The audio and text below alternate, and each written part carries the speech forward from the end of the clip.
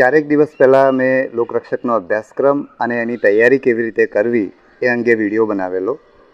એ વિડીયોની કોમેન્ટ જોતાં ઘણા બધા વિદ્યાર્થીઓ એ વિડીયો સમજ્યા નથી અને ઘણા બધાને ગેરસમજ થઈ છે. એ દૂર કરવા માટે આજે હું આ વિડીયો બનાવી રહ્યો છું. હું જે પણ વિડીયો બનાવું છું એ વિદ્યાર્થીઓને ફાયદો થાય, ખાસ કરીને એવા વિદ્યાર્થીઓ કે ગામડામાં રહેતા હોય, રાજ્યના ખૂણે ખૂણે રહેતા હોય, એવા વિદ્યાર્થીઓ પોતાની રીતે તૈયારી કરી શકે એ માટે હું વિડીયો બનાવું છું. પરંતુ એવા વિદ્યાર્થીઓને જો ગેરસમજ થતી હોય તો ગેરસમજ દૂર કરવાનો મારી ફરજ છે. એટલા માટે હું આજે આ વિડીયો બનાવું છું. થોડા સમય પહેલાં એટલે લગભગ 15 દિવસ પહેલાં જ્યારે મેં ગરમીના પ્રકોપનો વિડીયો મૂક્યો ત્યારે મેં એ ગરમીના પ્રકોપનો વિડીયો, પીએસઆઈના અભ્યાસક્રમનો વિડીયો અને લોકરક્ષકના અભ્યાસક્રમનો વિડીયો મેં બનાવેલો. અને મારે એ વખતે પીએસઆઈના અભ્યાસક્રમનો વિડીયો ખાસ મૂકવાનો હતો, કારણ કે એના પહેલાં લોકરક્ષકના અભ્યાસક્રમને લગતી થોડીક વાત મેં અગાઉના વિડીયોમાં કરેલી હતી. પરંતુ પીએસઆઈનો જે અમે વિડીયો બનાવ્યો એમાં આજુબાજુમાં પક્ષીઓના ખૂબ અવાજ હતા, એટલે અમે એનો સુધારવાનો પ્રયત્ન કર્યો. સુધારીને પાછો મૂક્યો, પણ મૂક્યા પછી પણ અમને સંતોષ નહીં થયો, એટલે પીએસઆઈનો એ વિડીયો અમે દૂર કર્યો. અને હમણાં જ્યારે ચારેક દિવસ પહેલાં લોકરક્ષકનો જે તે વખતે બનાવેલો વિડીયો મેં ચારેક દિવસ પહેલાં મૂક્યો ત્યારે એ જ દિવસે મેં પીએસઆઈનો પણ આવો જ એક વિડીયો બનાવેલો છે. પરંતુ આ જે લોકરક્ષકના વિડીયોમાં જે ગેરસમજ થઈ છે એ જોતાં મેં પીએસઆઈના અભ્યાસક્રમનો વિડીયો મૂકવાનું માંડી વાળ્યું છે.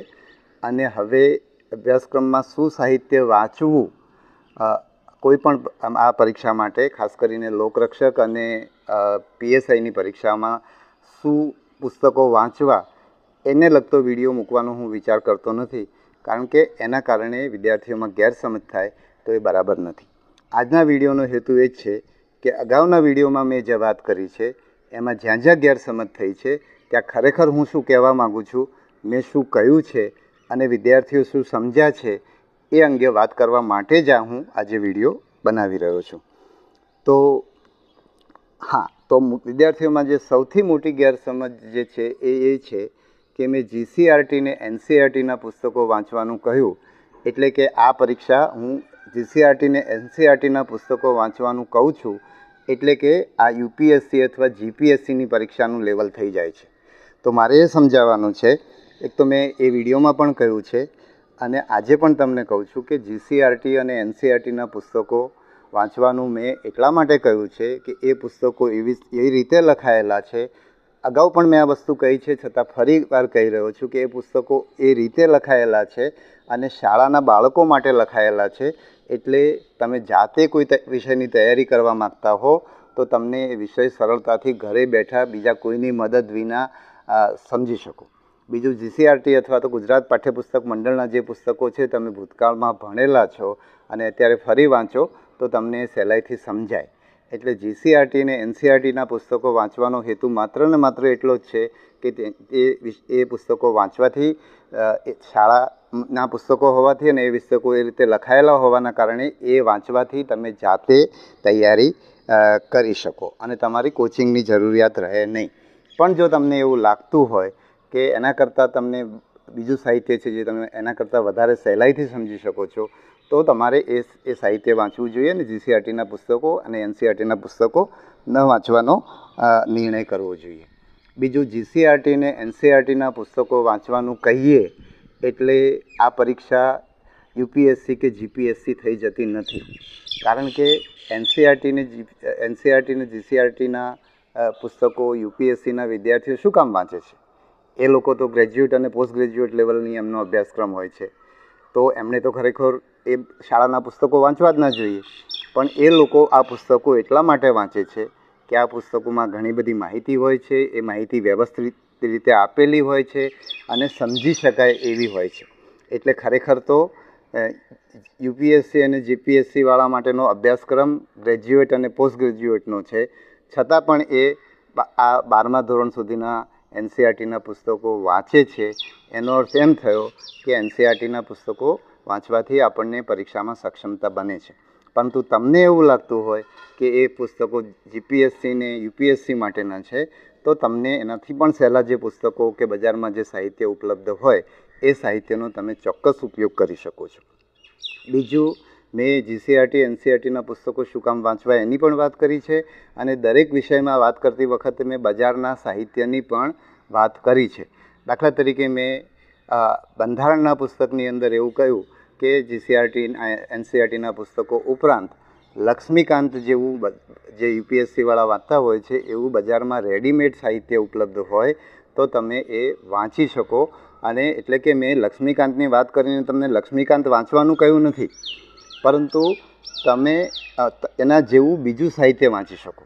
કારણ કે લક્ષ્મીકાંત તો અંગ્રેજીમાં છે, મને પણ એટલી સમજ પડે કે તમે ગુજરાતી માધ્યમમાં આપણે આ પરીક્ષા લઈ રહ્યા છીએ, મોટાભાગના વિદ્યાર્થીઓ ગુજરાતી માધ્યમના છે, તો હું કંઈ તમને લક્ષ્મીકાંત વાંચવાનું ના કહું, પણ તમે જો એ વિડીયો ફરી સાંભળશો તો તમને ખબર પડશે કે લક્ષ્મીકાંત જેવું રેડીમેડ સાહિત્ય પણ હોય તો તમે વાંચી શકો, એની વાત કરી છે. એટલે જો તમે આને વ્યવસ્થિત રીતે સમજવાનો પ્રયત્ન કરશો એટલે હું તમને ફરી વિનંતી કરું છું કે એકવાર તમે એ વિડીયો જોઈ લેજો તો તમને ખ્યાલ આવશે કે મેં બજારના સાહિત્યની પણ વાત કરી છે. એટલે અથવા તો મેં જે કીધું છે ખરેખર તમને સમજાયું છે કે નહીં એનો તમને ખ્યાલ આવશે. બીજી વાત, હા, અને બીજું આ તમારો અભિગમ તમને તમારો અભિગમ દર્શાવે છે. ધારો કે જીસીઆરટી અને એનસીઆરટીના પુસ્તકો વાંચવા શું કામ વાંચવા એની પણ મેં વાત કરી, આજે ફરી સ્પષ્ટતા કરી, અને છતાંય તમને એવું લાગે કે જીપીએસસીની યુપીએસસીની વાત કરું એટલે આ પરીક્ષા છે, એનસીઆરટી અને જીસીઆરટીના કે ગુજરાત રાજ્યના પાઠ્યપુસ્તકોની વાત કરું એટલે આ પરીક્ષા જીપીએસસીની યુપીએસસીની થઈ જાય છે, તો એ તમારો અભિગમ છે. આ રીતના અભિગમ તમને પરીક્ષામાં ઉપયોગી નહીં થાય. તમને જે કંઈ કહેવામાં આવે છે તમારે ખુલ્લા મને સાંભળવાનું, અને એ વિડીયોમાં પણ મેં તમને કહ્યું છે કે આ હું જે કહું છું એને તમારે માની નથી લેવાનું, તમારે તમારી રીતે નિર્ણય કરવાનો છે. અને હું બજારનું બધું સાહિત્ય મને ખબર પણ નથી. દાખલા તરીકે મેં લક્ષ્મીકાંતની ચોપડીનું ઉદાહરણ શું કામ આપ્યું? કારણ કે ગુજરાતમાં બંધારણમાં રેડીમેડ શું સાહિત્ય છે એની મને ખબર નથી. મેં તમને દાખલો આપ્યો કે જેમ યુપીએસસીવાળા લક્ષ્મીકાંત વાંચે છે એમ તમે અહીંયા પણ રેડીમેડ સાહિત્ય વાંચી શકો. એટલે જો તમે વ્યવસ્થિત સમજવાનો પ્રયત્ન કરશો તો તમને ગેરસમજ નહીં થાય. અને હવે જે અભ્યાસક્રમના સંદર્ભમાં હું વાત કરું તો જે મેં વાત કરી છે એની વાત કરું, બરાબર છે. દાખલા તરીકે રિઝનિંગ, ક્વોન્ટિટેટિવ એપ્ટિટ્યૂડ છે, એમાં મેં તમને કોઈ પુસ્તક સૂચવ્યું નથી, પણ મને વધારે વિચાર કરતાં એવું લાગે છે કે એમાં તમને ગુજરાત રાજ્યના પાઠ્યપુસ્તક જે છે એમાં જે ગણિત છે એ તમને એમાં ઉપયોગી થઈ શકે. પરંતુ હવે હું તમને સૂચવવા નથી માગતો, કારણ કે તમને સૂચવીએ તો તમને કંઈક જુદું લાગે અને એના કારણે તમને નુકસાન થાય, તો એ તો મારો હેતુ નથી. એટલે હું એના વિશે પણ તમને કોઈ પુસ્તક સૂચવતો નથી. અને જે બંધારણની વાત કરીએ તો બંધારણમાં મેં તમને જીસીઆરટી એનસીઆરટીના પુસ્તકો કીધા. મેં એમાં એવું કીધું હતું કે તમને સમજવા સહેલા પડશે. અને એ ઉપરાંત તમે લક્ષ્મીકાંત પ્રકારનું જે રેડીમેડ મટીરિયલ છે તમારે તમે વાંચી શકો એની મેં વાત કરી હતી. પછી વિજ્ઞાન અને ટેકનોલોજીની અંદર મેં તમને 6 થી 10 ધોરણના એનસીઆરટીના પુસ્તકો જે ગુજરાતીમાં મળે છે એ મેં તમને વાંચવાની કીધી હતી. એટલે એ તમને, અને મેં તમને એમાં એમ પણ કહ્યું હતું કે એમાં ફોટા ને એ બધું છે જેથી તમે સહેલાઈથી સમજી શકશો. એટલે અને એમાં 6 થી 10 ધોરણના પુસ્તકો કીધા છે. ઇવન એમાં મેં 11-12ના પુસ્તકો પણ તમને કીધા નથી.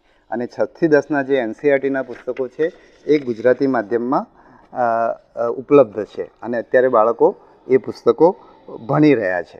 એટલે અને બીજું, તમે જીસીઆરટી અને એનસીઆરટી ના પુસ્તકો જ્યારે હું વાંચવાનું કહું ને એમાં તમારાથી કેટલાક લોકો જો વાંચવાનો પ્રયત્ન પણ કરે તો એમને મારું સજેશન મેં અગાઉના વિડીયોમાં કદાચ કીધું છે, અથવા તો મેં પીએસઆઈના વિડીયોમાં કીધું હોય, જે મેં વિડીયો અપલોડ નથી કર્યો એટલે કદાચ એ વાત તમારા સુધી ના પહોંચી હોય, તો તમારે જો ખરેખર તમને એવું લાગતું હોય કે જીસીઆરટી અને એનસીઆરટીના પુસ્તકો વાંચવા જેવા લાગે છે અને એ વાંચવા જેવા છે કે નહીં એનો નિર્ણય તમારે કરવાનો છે.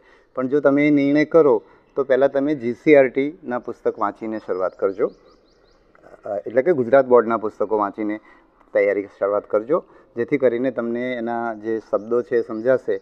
તો પછી તમે હિન્દીમાં એનસીઆરટી વાંચવાનું તમારા માટે સહેલું પડશે. બીજું, મેં કદાચ આ વિડીયોમાં કે પીએસઆઈના વિડીયોમાં એવું કીધું છે, જે પીએસઆઈનો વિડીયો અપલોડ નથી થયો, તો શરૂઆતમાં તમે ગુજરાત બોર્ડના પુસ્તકો વાંચ્યા પછી એનસીઆરટી શરૂ કરશો તો તમને એ શબ્દો સમજવા સહેલા પડે. ધારો કે બંધારણ માટે સંવિધાન શબ્દ છે, એવું તમને ધીરે સમજવા માંડો તમે.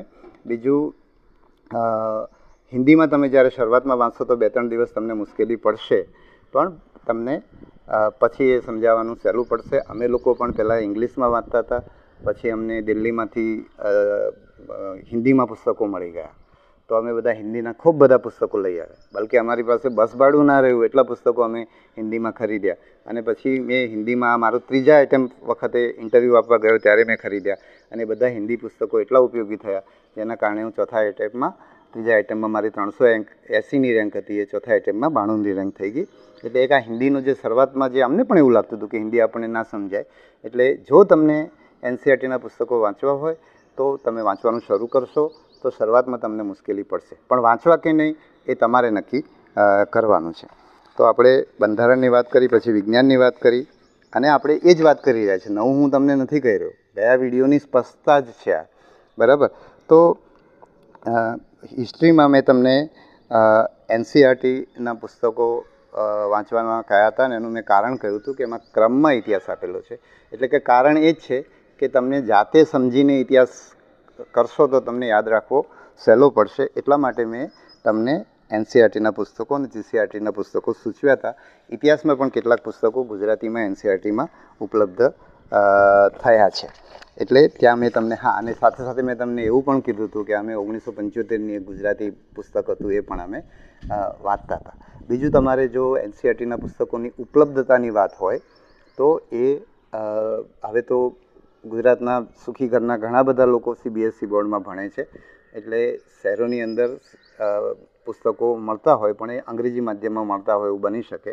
પણ ગુજરાત, અગાઉ પણ મેં કોઈકને કોઈક વિડીયોમાં કહેલું છે એકથી વધારે વાર, કે ગુજરાત વિદ્યાપીઠની પાસે નવજીવન પ્રેસ છે, એના મકાનની અંદર NCERTનું એક દુકાન છે, હિન્દી પુસ્તકો મળે છે, જે NCERTનો પોતાનો સ્ટોર છે. એટલે એ પણ તમારી ધ્યાન માટે હું ફરીવાર કહી રહ્યો છું. પછી સાંસ્કૃતિક વારસોની અંદર મેં તમને કહ્યું હતું કે તમે જે ઇતિહાસમાં NCERTના પુસ્તકો વાંચ્યા હશે તો એ તમને સાંસ્કૃતિક વારસામાં ઉપયોગી થશે. સાથે સાથે મેં અત્યારે ગુજરાતની જે DYSO કે ACF કે GPSC ક્લાસ 1-2 કે જે લેખિત પરીક્ષાઓ થાય છે, એમાં ઘણા બધા વિદ્યાર્થીઓએ નોટ્સ બનાવેલી છે. એ રેડીમેડ નોટ અથવા બજારમાં મળેલું રેડીમેડ સાહિત્ય તમે વાંચી શકો.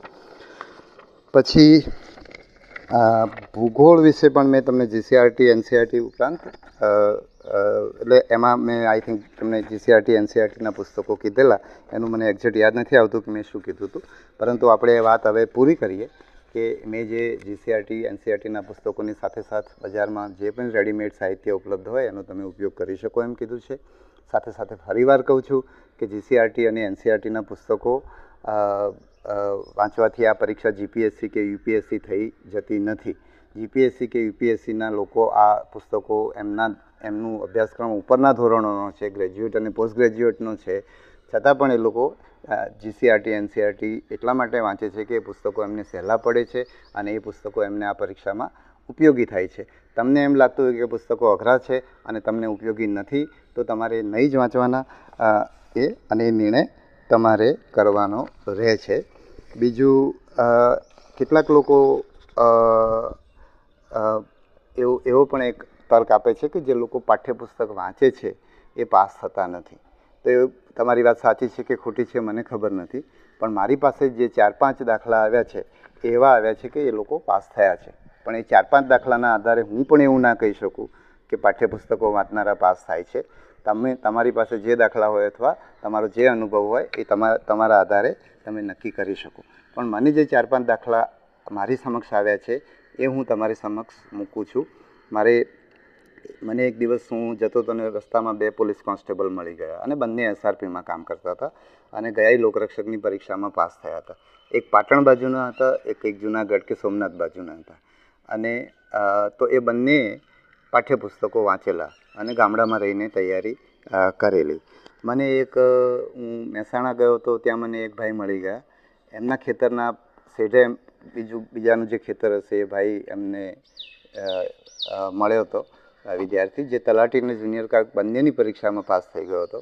અને એમને એવું કીધું હતું, એ વિદ્યાર્થીને એવું નથી મળ્યો પણ એણે પેલા ભાઈને એવું કીધું હતું કે હું બધા પાઠ્યપુસ્તકો વાંચ્યું ને એના આધારે બંને પરીક્ષાની અંદર પાસ થઈ ગયો છે. મારી પાસે એક કંડક્ટર ઉમેદવાર આવ્યા હતા જે પહેલાં કંડક્ટરમાં નોકરી કરતા હતા અને હવે તલાટીમાં પાસ થઈ ગયા. તો એમણે પણ આ જીસીઆરટી એનસીઆરટીના પુસ્તકો વાંચ્યા અને એમણે એમ કીધું કે એ પુસ્તકો વાંચીએ તો ખૂબ મજા આવે. અમારો પોતાનો પણ અનુભવ એ છે. અમે જ્યારે યુપીએસસીની પરીક્ષા આપવાની તૈયારીની શરૂઆત કરી ત્યારે અમને એમ થતું હતું કે આપણે ગુજરાતના વિદ્યાર્થીઓનું જનરલ નોલેજ તો બહુ ખરાબ છે અને અત્યારે તો ખૂબ બધું ગુજરાતમાં પણ પરીક્ષાનો માહોલ છે. એ વખતે તો પરીક્ષાઓ ભાગ્યે જ આપતા હતા, બરાબર છે. એટલે અમને બધાને એમ હતું કે ગુજરાતી વિદ્યાર્થી તો યુપીએસસીની પરીક્ષા જ ના આપી શકે અને કારણ કે આપણું જનરલ નોલેજ બહુ ખરાબ છે. અને અમે જ્યારે એનસીઆરટીના પુસ્તકો વાંચવાના શરૂ કર્યા અને વાંચવાની જેટલી મજા આવે કે આપણે આ પુસ્તકો શું કામ નહોતા વાંચ્યા, પણ આ અમારો અનુભવ છે. તમારો અનુભવ જુદો હોઈ શકે અને તમે આ પુસ્તકો ન વાંચવાનો નિર્ણય કરવા માટે સ્વતંત્ર છો, એટલે એ તમે કરી શકો. અને છેલ્લો એક અનુભવ, તલાટીમાં પાસ થયેલા 2 વિદ્યાર્થીઓ મારી પાસે આવ્યા હતા. એ બનાસકાંઠા બાજુના હતા અને એ લોકો પણ એ જ કહેતા હતા કે એમને આ પરીક્ષા પાસ થઈ કારણ કે એ લોકોએ પાઠ્યપુસ્તકો વાંચ્યા, પણ એમની સાથે ભણનારા મિત્રોને કે અમે કહીએ છીએ પણ એ લોકો વાંચતા નથી. તો કેટલાકનું એવું પણ કારણ હોઈ શકે કે તમે જાતે મહેનત કરવા ન માગતા હો. આવું કારણ હોઈ શકે એમ કહું છું, આવું છે એવું નથી કહેતો, પણ તમને જાતે મહેનત કરવાને બદલે તમે કોચિંગ પર આધારિત રહેવા માગતા હો અને એ તમે નિર્ણય કરી શકો કે કોચિંગથી પાસ થવાતું હોય તો તમે કોચિંગની તૈયારી કરી શકો. તમારા અત્યાર સુધીનો જે કંઈ અનુભવ છે એના આધારે તમે નિર્ણય કરી શકો. એટલે ફરીવાર કહું, એનસીઆરટીના પુસ્તકો વાંચવા માટે મેં શું કામ કીધું હતું, જીસીઆરટીના પુસ્તકો વાંચવા માટે શું કામ કીધું હતું, એ હું તમને શું કામ કીધું હતું મેં એ વિડીયોમાં સમજાવ્યું હતું. આજે મેં ફરીવાર સમજાવ્યું છે અને તમને ઠીક લાગે એ પ્રમાણે તમારે નિર્ણય કરવાનો છે. મારે જે સ્પષ્ટતા કરવાની હતી એ સ્પષ્ટતા મેં કરી દીધી છે અને અહીંયા આ વિડીયો આપણો પૂરો કરીએ છીએ. અને આમાં પણ તમને કોઈ અસ્પષ્ટતા થાય તો હું સ્પષ્ટતા કરવા માટે તૈયાર છું, કારણ કે મારો હેતુ એક ગામડાનો કોચિંગનો કોઈ ખર્ચો ના કરી શકે અને શહેરમાં ના જઈ શકે અને ત્યાં બેસીને પણ તૈયારી કરી શકે, જુદી જુદી જ્ઞાતિના, જુદા સમાજના, જુદા વર્ગના, જુદા વિસ્તારના લોકો જાતે તૈયારી કરીને આ પરીક્ષા આપી શકે, એના માટે માર્ગદર્શન આપવાનો છે. અને એ હેતુથી આજે અને ભૂતકાળના વિડીયો મેં બનાવેલા છે. તો સૌને ખૂબ ખૂબ આભાર અને ખૂબ ખૂબ શુભેચ્છાઓ.